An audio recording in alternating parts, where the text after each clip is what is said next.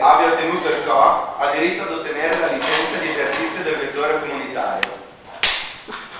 Va precisato tuttavia che la sola licenza di esercizio non autorizza il titolare ad operare su tutte le rotte europee in modo indiscriminato. L'accesso alle rotte comunitarie, infatti, è disciplinato da un altro regolamento Unione Europea, il regolamento 2808. Vabbè, il numero di questi regolamenti non mi interessa, quello che ricordiamo, no. Avanti. Questi regolamenti avevano che sono datati 92 prima dell'effettiva deregolarizzazione definitiva o deregulation, come vogliamo chiamarla, definitiva del trasporto aereo, quando ancora gli stati avevano delle riserve, per esempio la riserva di cabotaggio tra gli stati nazionali per quanto riguarda l'Italia.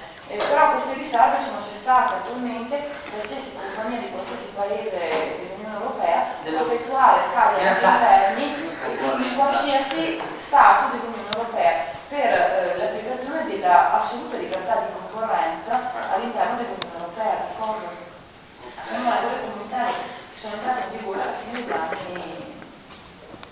degli anni 90. Allora, cos'è che avete capito di questa licenza di vettore aereo comunitario? C'è un sacco di burocrazia per c'è un sacco di burocrazia. È un documento che ci serve per quale ragione?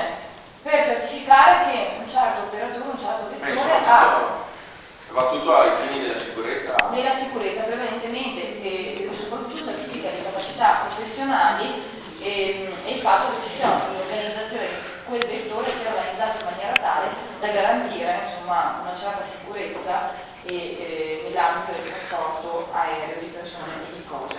D'accordo? Questa sicurezza ovviamente è certificata